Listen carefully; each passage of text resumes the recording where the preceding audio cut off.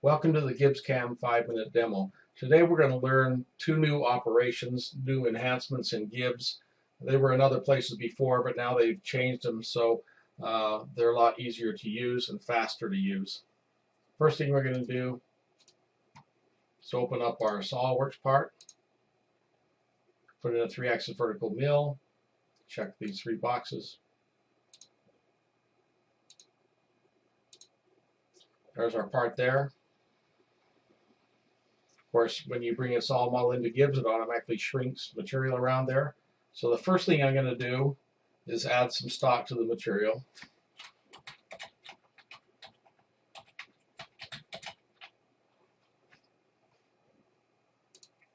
So now I have stock on the material there. Okay, next I'm going to move my part origin over to the top left corner where I'd like it to be when I machine it for my edge finder. And here you can just copy and paste if you'd like over here. Just copy this, paste it into here, copy the Y, paste it into the Y. Click on Do It, Continue. Now we have our origin where we would like it. You can see at the top left corner there, right where we want it. So next we want to pull the geometry off this so we can machine it. Pretty easy. Click on Face Selection, click the face, right click, extract the edges. And there we have the geometry, all the geometry we need to cut this part. Next, I'm going to open up my tool palette and CAM palette. And I'm going to load the tools for one of my specific machines in the shop by going to Processes, Load. You can see the processes there. Another way you can see processes, machine tool magazines. Here, you can make these on the fly. Here I have aluminum processes. I'm going to run this on my Vertical 5100. You can see it loads up my tool list as well there. So the first thing I want to do here to show you the new operations, the new enhancements called Outermost Shape as Boss. I'm going to start out with a 3/4 inch rough end mill along with a roughing process here. On here, I'm just going to put 0 in there because we can interrogate the solid. I'm going to flip this part upside down.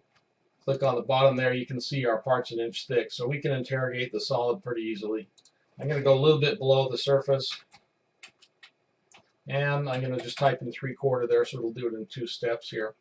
This will be an island, and the new enhancement here is we're going to use stock, and it's called Outermost Shape as Boss. In previous versions, we had to draw an air wall, or you could find this in the plugin, but now, since this is integrated into this main process screen, we can redo the operations and they'll have associativity. So we're going to click on Outermost Shape as Boss there.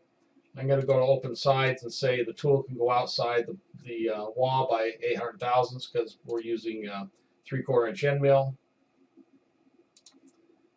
Click on our shape, click on Do It, and you can see our tool path around the outside there. Let's just do a quick cut part rendering.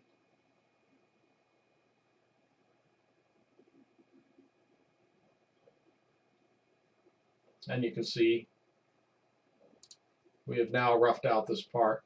The next item we want to do is show you the ramp down. It used to be in the plugins, now it's on the process tile. Makes it much faster and easier to use.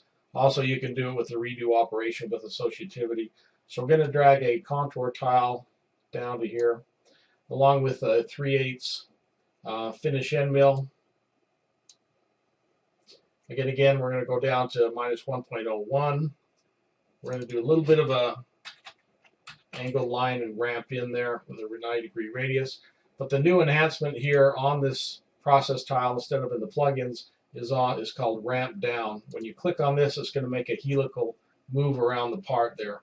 We're going to just give it a 1/8 of an inch helix move. So in one helix revolution around the whole part, it'll drop down by 1/8 of an inch or whatever you'd like to put in there. So by clicking again on the same edge there, we can start here, we can start anywhere we'd like. We want to climb cut, click on Do It, and you can see if we go to a side view there, you can see these are spiral cuts down there. Now the very last cut at the bottom, it'll stay at the Z depth and go one more pass around the outside there, so you don't have a ramp at the bottom, especially if this is not a, if you have stock underneath there. So again, if we do a cut part render here, slow it down just a little bit, you can see we're ramping down as that's going around the part there.